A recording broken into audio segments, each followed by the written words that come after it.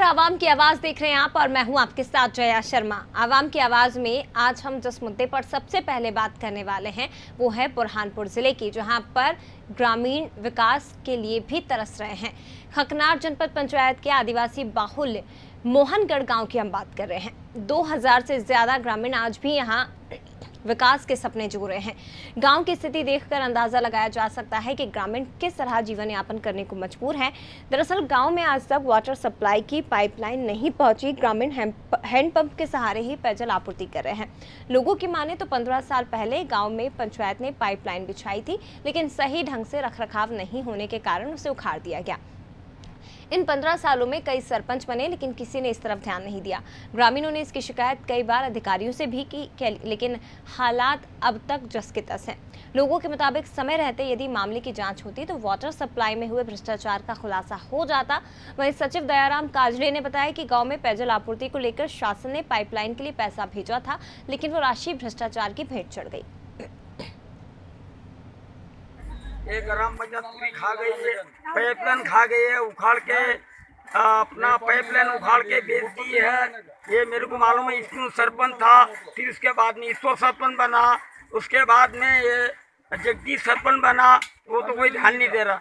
गली में मरो, कैसा हो रहा, मुसीबत हो रही है, हमारी को हो रही है, ये पब्लिक रोती है। पाइपलाइन किसने उखाड़ के खा गई? अपने विष्णु सरपंच ने।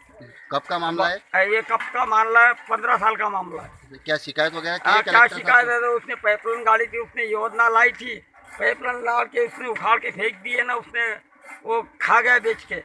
पाइपलाइन नहीं होने से गांव में हेडपंप से पानी भरना पड़ रहा है। हेडपंप कराने बहुत मुसीबत है। तो क्या इसके शिकायत कलेक्टर साहब को करेंगे आप? करेंगा, मैं जरूर करूँगा। मैं क्या नाम है आपका? वसंता इट्ठल लोंढे। कौन से ग्राम पंचायत का मामला है? ये मोहनगढ़ ग्राम पंचायत का मामला है। सर मेरे को यहाँ 6 महीने हुआ है। इसके बारे में मुझे मालूम नहीं है। और यहाँ कोई ऐसा कोई ट्यूबवेल वूबेल तो है ही नहीं कहीं। पूरे हेडपम्पों से पानी भरते लोग। अभी क्या प्रस्ताव बनाया आपने पाइपलाइन के अभी लिए? तो सर मैंने सर्वे करा, वो PHC वाले आए थे तो पूरे गांव के एक घरों घर सर्वे किया है, उनको दे दिया। जैसे वो बताया कि स्वीकृत होगा तो पूरे गांव में नल जल हो जाए। तो बुरहानपुर के खकनार जनपद पंचायत की ये बात हम कर रहे हैं। आदिवासी बाहुल्य क्षेत्र है मोहनगढ़ गांव, जहां 2000 से ज़्यादा की आबादी है, लेकिन उसके बावजूद आज तक गांव में जो सुविधाएं होती हैं वो इन ग्रामीणों तक नहीं पहुंची। आप देख सकते हैं तस्वीरों में, हैंडपंप के सहारे ही ये ग्रामीण पानी के लिए मजबूर है। और इस हैंडपंप की भी हालत आप समझिए, गर्मी के दिनों में और भी ज़्यादा इन ग्रामीणों की हालत ख़राब हो जाती है, क्योंकि हैंडपंप कई जगह पर सूख जाते हैं और इसी हैंडपंप के सहारे ग्रामीण पीने के पानी की जुगत करते हैं। लेकिन देखिए उसमें भी क्योंकि 2000 की आबादी वाला एक गांव और हैंडपंप भी कुछ ही हैं, ग्रामीण यहां पर बड़ी संख्या में पहुंचते हैं और उसके बावजूद अधिकारियों की तरफ से इस ग्राम पंचायत के लिए कोई सुविधा नहीं दी गई है। आज तक वाटर सप्लाई की पाइपलाइन यहां तक नहीं पहुंची, जबकि पूरे प्रदेश में आप देखिए नल जल योजना चलाई जा रही है, लेकिन उसके बावजूद यहाँ के ग्रामीणों के लिए आज तक भी पानी की पाइपलाइन नहीं पहुंची और हैंडपंप के सहारे ही ये जो ग्रामीण हैं वो पेयजल आपूर्ति कर रहे हैं। दूसरी तरफ आपको बता दें कि इस पूरे मसले को लेकर कई बार अधिकारियों से शिकायत की जा चुकी है। ग्रामीणों ने इसकी शिकायत कई बार की, लेकिन अब तक हालात नहीं सुधरे हैं और लोगों के मुताबिक ये कहा जाता है, ग्रामीणों के अगर माने तो इसमें भ्रष्टाचार हुआ है। मामले की अगर सही तरह से जांच होती है तो वाटर सप्लाई में जो भ्रष्टाचार हुआ है उसका भी खुलासा हो जाएगा। संवाददाता किशोर हमारे साथ फोन लाइन पर जुड़ गए हैं। किशोर, सबसे पहले तो आपसे समझना चाहेंगे, आदिवासी बाहुल्य मोहनगढ़ गांव, यहाँ पर पानी की ही समस्या है और भी कई परेशानियां इन ग्रामीणों को उठानी पड़ती है। जया जी, बता दूं कि जनपद पंचायत खकनार जो आदिवासी क्षेत्र है, जहाँ मोहनगढ़ गांव है, जहाँ 2000 से ज्यादा ग्रामीण रहते हैं, जो आज भी विकास के सपने देख रहे हैं। आजादी की इतने सालों बाद भी गांव में ना वाटर सप्लाई की योजना पहुंची है, ना नल जल योजना पहुंची है। और इसकी सूचना ग्रामीणों ने कई बार जनप्रतिनिधियों से की, फिर समस्या जैसी की वैसी बनी है। जब ग्रामीणों से पूछना चाहा कि क्या मामला है, तो ग्रामीणों ने बताया कि 15 साल पहले 2005 में पूर्व सरपंच द्वारा वाटर सप्लाई के लिए पाइपलाइन बिछाई गई थी, लेकिन मात्र 2 महीने में ही गुणवत्ताहीन पाइपलाइन उखड़ गई और भ्रष्टाचार की भेंट चढ़ गई। 15 सालों में कई सरपंच सचिव जनप्रतिनिधि आए, लेकिन वाटर सप्लाई के लिए पाइपलाइन नहीं बिछा पाए। जी। अच्छा किशोर, जानना चाहेंगे कि जिस हैंडपंप के सहारे यहाँ के ग्रामीण 2000 की आबादी जीवन यापन कर रही है, पानी की आपूर्ति इन्हीं हैंडपंप से होती है। कितने हैंडपंप इस ग्राम पंचायत में लगे हैं और गर्मी के दिनों में क्या स्थिति यहाँ होती है? जी बता दूं कि यहाँ 3 हैंडपंप है और गर्मी के दिनों में बहुत ज्यादा परेशानी होती है। इसको लेकर ग्रामीणों ने कई बार सूचना कलेक्टर, जनपद सीओ, सीएम हेल्पलाइन पे शिकायत की, लेकिन समस्या का हल नहीं हो पाया। तीन हैंडपंप बताएं आपने किशोर? जी मैम, 3 हैंडपंप, और यहाँ पर हैंडपंप की संख्या बढ़ाने की भी कभी कोशिश नहीं की गई जिम्मेदारों द्वारा कि कम से कम आप हैंडपंप की संख्या बढ़ा दें तो कम दूसरी सुविधाएं ग्रामीणों को मिल सके? 3 हैंडपंप के सहारे 2000 की आबादी यहाँ पर जीवन यापन कर रही है। जी, ये आदिवासी बहुल क्षेत्र होने के कारण यहाँ जनप्रतिनिधि तो पहली बात ग्रामीणों की बात नहीं सुनते हैं। वो जनप्रतिनिधि मात्र चुनाव के समय वोट मांगने आते हैं, बड़े बड़े वादे करते हैं और अपना वादा भूल जाते हैं। इसमें ध्यान देने वाली बात यह है कि मात्र 10 किलोमीटर की दूरी पर दोनों पूर्व विधायक रहते हैं, फिर भी गांव की समस्या का हल नहीं कर पाए। अच्छा, ये जो जिम्मेदारों का आपने बखान किया है कि 10 किलोमीटर के दायरे में रहते हैं, लेकिन उसके बावजूद सुनवाई नहीं हो रही है, क्या आपने उन जिम्मेदारों से बात की कि आखिर क्या कारण है कि 10 किलोमीटर का ये सफर तय करने में चुनाव के समय आपको टाइम नहीं लगता, आप पहुंच जाते हैं प्रचार प्रसार करते हुए अपने समर्थकों के साथ, लेकिन ये 10 किलोमीटर का दायरा जब इन आदिवासियों को जरूरत होती है जनप्रतिनिधियों की, उस समय बहुत बड़ा इन्हें लगने लगता है? जी, पहली बात तो बता दूं कि नेपानगर विधानसभा क्षेत्र में आता है जहाँ उपचुनाव है। हाँ। और यहाँ पे जो पूर्व विधायक है सुमित्रा खातेकर, उनको फोन नहीं लगा। पूर्व विधायक जो कांग्रेस से भाजपा में आई है, उससे पहले जो विधायक थी मंजू दादू, उनसे संपर्क नहीं हो पाया जी। लेकिन ग्रामीणों ने इसकी सूचना पहले विधायक मोदी जी को किया था, लेकिन फिर भी समस्या जैसे की वैसी बनी थी। जी, अच्छा, इस पूरे मामले में ग्रामीणों का क्या कहना है, सरपंच का क्या कहना है, कितनी कोशिशें की गई हैं सरपंच की तरफ से? और ये भी आपसे समझना चाहूंगी किशोर, गर्मी के दिनों में ये ग्रामीण क्या करते हैं? जब ये हैंडपंप एकमात्र सहारा ये भी जब सूख जाता होगा तो पेयजल की आपूर्ति इन ग्रामीणों को कहाँ से होती है? पहली बात तो ये है कि गांव में जो सरपंच है, सरपंच काम नहीं देखता है, उसका पिताजी पूरा गांव का काम देखता है, वही सरपंच पूरा काम, मतलब वही अपने आप को सरपंच समझता है। और दूसरी बात ये है कि गर्मी के दिनों में यहाँ 3 में से 2 हैंडपंप लगभग सूख जाते हैं और तीसरा भी आखिरी एंड में सूख जाता है। ये खेतों में से पूरा गांव पानी भरता है और बहुत ज्यादा परेशानी होती है। किशोर, एक बार फिर से आप सरपंच का नाम बताएंगे? सरपंच का नाम चलिए ठीक है, कोई ठीक है, मैं लौटूंगी आपके पास। हमारे साथ दयाराम जी जुड़ गए हैं, सचिव हैं। दयाराम जी, स्वागत है आपका।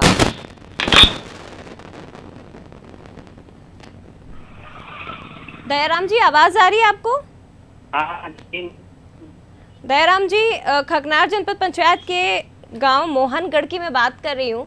यहाँ पर पेयजल की आपूर्ति कैसे होती है? पेयजल का हैंडपंप है मैम। कितने हैंडपंप लगे हैं? 1 2 3 4 5 6 है। 5-6 हैंडपंप लगे हैं गांव में? दयाराम जी, आवाज आ रही है? 5-6 हैंडपंप लगे हैं, लेकिन उसके बावजूद आप सुन रहे हैं मेरी बात? हाँ बोलिए मैम। ठीक है, दयाराम जी, 5-6 हैंडपंप आप बता रहे हैं, लेकिन हमें तो जानकारी मात्र 3 हैंडपंप की मिली है कि यहाँ पर गांव में सिर्फ 3 हैंडपंप लगे हैं। दूसरा सवाल मेरा आपसे यह भी है कि पाइपलाइन अभी तक क्यों नहीं बिछ पाई है? यहाँ पर ग्रामीणों को पाइपलाइन की जरूरत है, गर्मी के दिनों में खासी परेशानी होती है, पाइपलाइन की व्यवस्था क्यों नहीं हो पाई अभी तक? मैम मुझे तो यहाँ मतलब फेल हो रहा को। दयाराम जी, आपकी आवाज नहीं पहुंच रही, थोड़ा तेज बोलेंगे आप?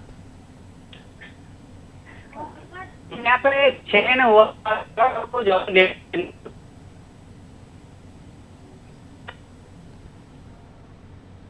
हेलो दयाराम जी, आवाज आ रही है आपको?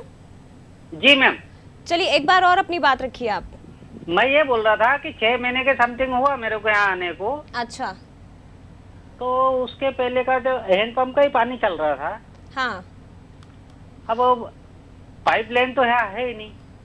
6 महीने आपको हुए हैं, लेकिन 6 महीने में आप मुझे ये बताइए कि आपने इस ग्राम पंचायत की कौन कौन सी समस्याओं को दूर करने की कोशिश की है, या कौन कौन सी समस्याओं को ऑब्जर्व करने की कोशिश की है कि इस ग्राम पंचायत में ये समस्याएं हैं और इन्हें हमें दूर करना है।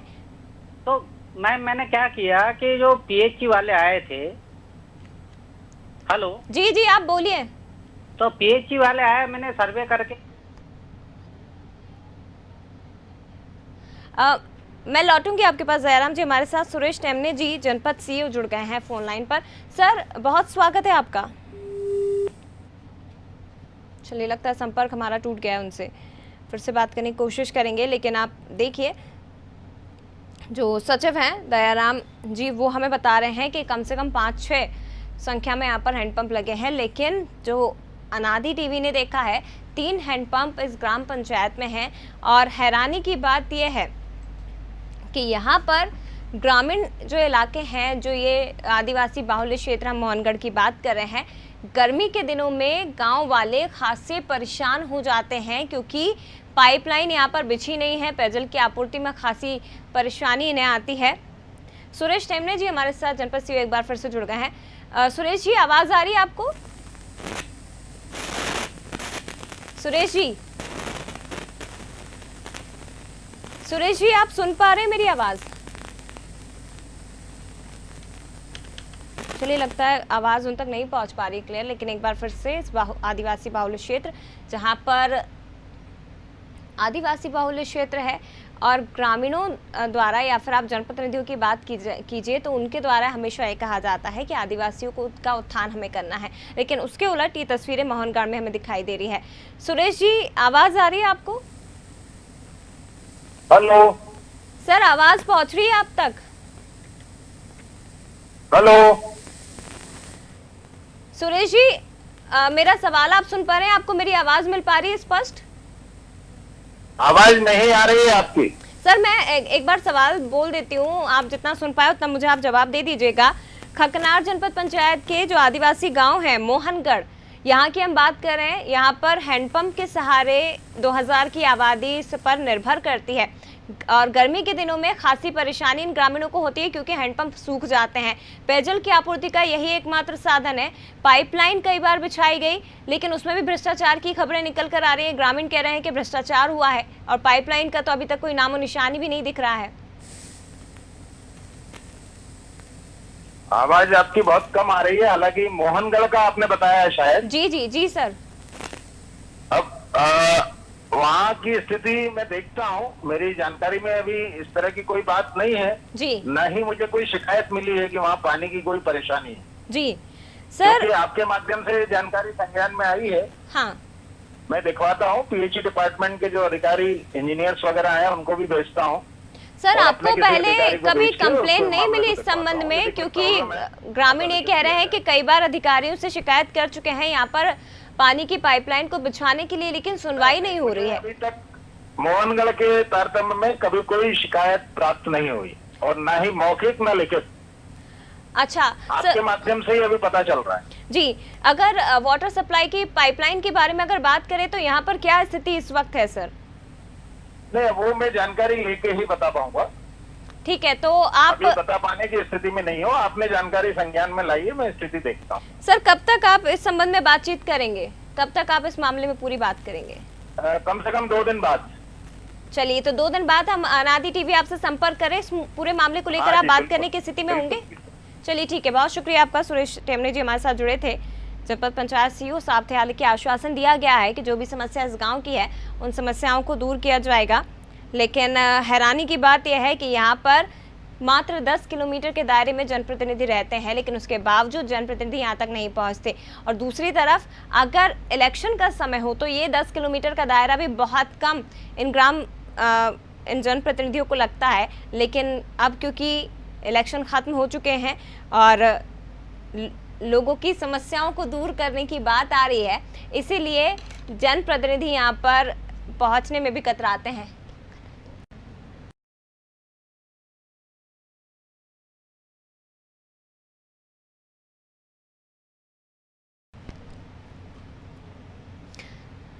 हालांकि इस पूरे मामले को लेकर जो सीओ साहब थे टेमने जी, उन्होंने आश्वासन दिया है कि जो भी समस्या है उसका निराकरण किया जाएगा, लेकिन तब तक के लिए ये ग्रामीण, हालांकि हैंडपंप है, पेयजल की आपूर्ति यहाँ से होती है, लेकिन फिर भी गर्मी के दिनों में ये ग्रामीण खासे परेशान होते हैं। और ये जो तस्वीरें हैं ये उन दावों को खोखला साबित करती है जो कहते हैं कि हम आदिवासियों का उत्थान करेंगे, लेकिन हकीकत में उन जनप्रतिनिधियों को और नेताओं को ये तस्वीरें देखनी चाहिए जहाँ पर आदिवासियों के उत्थान की बात हर मंच से की जाती है।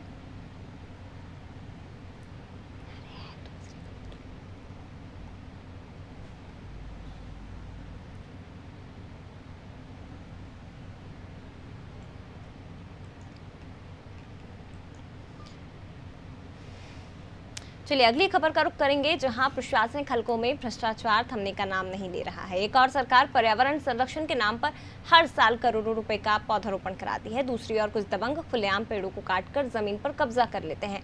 ताज़ा मामला बलरामपुर के रघुनाथ नगर वन परिक्षेत्र अंतर्गत चापोता गांव का, जहां कुछ दबंग पेड़ काटकर वन विभाग की 20 हेक्टेयर जमीन पर खेती कर रहे हैं। ग्रामीणों ने जून में इसकी लिखित शिकायत वन परिक्षेत्र अधिकारी कार्यालय में की थी, लेकिन इस पर कोई कार्रवाई नहीं हुई। इस संबंध में जब वनपाल से बात हुई तो उसने सूचना के अभाव में कार्रवाई न करने की बात कही। ऐसे में अब देखने वाली बात है कि वन विभाग इस अतिक्रमण को कैसे हटाता है। तो कह बार दिए तो भाई सिपाही दरोगा आते हैं, वो लोग कहते हैं कि नहीं बिरवा लगेगा, हाँ लगाएंगे, इसको छुड़वा देंगे। वो आते हैं, क्या करते हैं उसमें भाई घूस फेर लेते हैं कि मिल कर करते हैं, अब वही लोग जानेंगे। वाचर को मैं बोला हूँ कि जिस दिन जोतता है मेरे पास फोन करो, यदि मैं नहीं पहुँच पाता हूँ तो तुम लोग भी पकड़ सकते हो, गाँव वाले बिल्कुल रोक सकते हैं। सूचना आएगा तभी ना आदमी पहुँच पाएगा। आपन गए मना किए, मना करने से कोई मानने को तैयार नहीं। ऐसी रिपोर्ट मेरे पास तक तो अभी तक तो आई नहीं है, नहीं कोई ग्रामीणों की शिकायत यहाँ तक आई है। रहा बात अतिक्रमण का, यदि अतिक्रमण है तो उस पर कार्रवाई करेंगे। हम लोगों ने जहाँ पे अतिक्रमण है वहाँ पे कार्रवाई, हम लोग हटाने की कार्रवाई भी की है, और अगर ऐसी स्थिति आती है तो उस पर कार्रवाई करेंगे और वृक्षारोपण का प्रस्ताव भी हम लोग भेजेंगे। और देवेश दुबे हमारे साथ संवाददाता इस खबर पर ज़्यादा जानकारी के लिए जुड़ गए, उनसे विस्तार से इस पूरे मामले को समझेंगे। देवेश जी, सबसे पहले इस पूरे मामले को विस्तार से बताइए।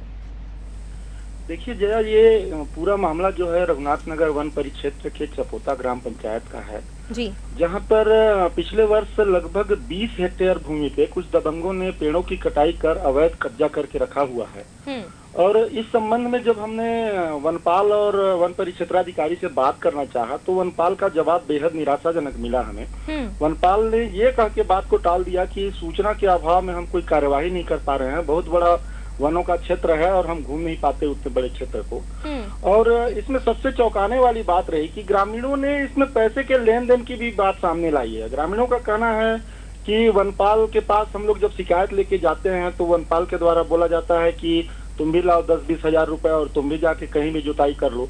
तो परिस्थितियों को देखते हुए ये बेहद चिंताजनक बात है। इस मामले को हमने वन मंडलाधिकारी तक भी पहुंचाया है। वन मंडलाधिकारी आने वाले वर्ष में इसमें प्लांटेशन की बात कर रहे हैं, लेकिन समस्याएं तो जैसी की तैसी बनी हुई है। प्लांटेशन हो जाएगा लेकिन पेड़ों को तो बार बार काटा जा रहा है। जी जया, बिल्कुल। देवेश जी, जो पूरा मामला आपने बताया है इसमें हैरानी की बात है, वनपाल का जो तर्क दिया गया वो भी अधिकारी इस मामले में नहीं सुन रहे हैं, एक वो भी। लेकिन सवाल ऐसे में ये भी उठता है कि बिना अधिकारियों की मर्जी के दबंग कैसे कब्जा कर सकते हैं? और अगर मान लीजिए अधिकारियों को भनक नहीं है, कब्जा कर भी लिया, तो भी अधिकारियों की तरफ से क्या इस वन परिक्षेत्र का, इस वन क्षेत्र का दौरा नहीं किया जाता? यहाँ पर कभी निकलते नहीं हैं अधिकारी कि आखिर क्या हो रहा है ज़मीन पर? 20 हेक्टेयर की ये ज़मीन है, छोटी मोटी ज़मीन नहीं है जहाँ पर दबंग कब्जा करके खेती कर रहे हैं। देखिए जी, इसमें वनपाल का जो तर्क है कि हम सूचना के अभाव में कार्यवाही नहीं करना पाते, तो मैं इस संबंध में आपको बता दूं कि दिनांक 11/6/2020 को लगभग 100 ग्रामीणों ने एक लिखित शिकायत वन परिक्षेत्राधिकारी के पास दी है और ग्रामीणों की मांग है कि उस क्षेत्र से कब्जे को खाली कराया जाए और वहां पे प्लांटेशन किया जाए। लेकिन आज तक इस मामले में न ही वन परिक्षेत्राधिकारी ने कोई कार्यवाही की है और न ही वनपाल के द्वारा कोई कार्यवाही की गई है। जी ठीक है, मैं लौटूंगी आपके पास। देवेश जी, हमारे साथ अनिल मेसर जी जुड़ गए हैं, आदिवासी समाज के संयोजक हैं। अनिल जी, स्वागत है आपका। हाँ अनिल जी, रघुनाथनगर वन परिक्षेत्र अंतर्गत चापोता गांव की बात करिए, बलरामपुर की। यहाँ पर ये खबर आ रही है कि जो 20 हेक्टेयर की ज़मीन है, यहाँ पर वन विभाग की जो ज़मीन है वहाँ 20 हेक्टेयर पर दबंगों ने कब्जा कर लिया है। पेड़ों को अवैध रूप से काट दिया गया और उसके बाद उस जमीन पर खेती की जा रही है। हाँ, जानकारी है आपको?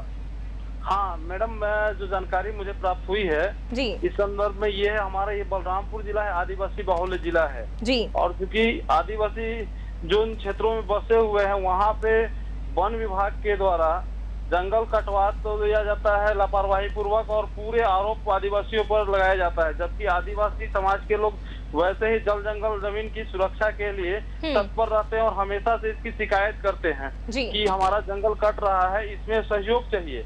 लेकिन वन अमला के द्वारा लापरवाही पूर्वक जो है उल्टा आरोप लगाया जाता है हमारे आदिवासियों के ऊपर।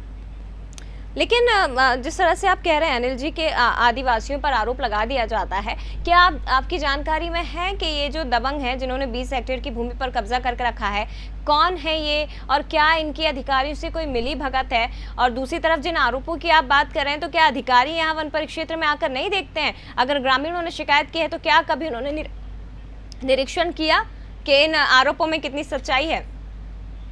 नहीं, बिल्कुल बिल्कुल जानकारी है मैडम। क्या है कि कई जगह पे हम लोगों को बिल्कुल शिकायत मिलता है, एक तोरफा ही नहीं, ऐसे कई पंचायत है जहाँ पे हमारे आदिवासी भाइयों के द्वारा जो जमीन पे निवास करते हैं, लगभग 20-30 सालों से रह रहे हैं, उन जगहों को भी वन विभाग के द्वारा कब्जा को हटवाया जाता है और वास्तव में नई कब्जा को कराई जाती है। इसका जब विरोध करता है आदिवासी समाज की नए लोग, जो दबंग लोग जिनका पहुंच पकड़ है शासन स्तर पे, ऐसे लोगों को आप जो है कब्जा करा रहे हो और हम आदिवासी लोग वर्षों से इस जमीन को काट के बना के रह रहे हैं, हमारे घर को उजाड़ रहे हो, इस बात को भी लेके कई बार शिकायत करते हैं और यही कारण है कि ये मामला आज प्रकाश में आया है। चलिए, बहुत शुक्रिया आपका अनिल जी, हमसे जुड़ने के लिए। आदिवासी समाज के संयोजक थे अनिल मेसर, हमारे साथ जुड़े थे। और लक्ष्मण सिंह जी बलरामपुर डीएफओ हमारे साथ फोन लाइन पर जुड़ गए हैं। लक्ष्मण सिंह जी, स्वागत है आपका सर। लक्ष्मण सिंह जी, आवाज आ रही है आपको?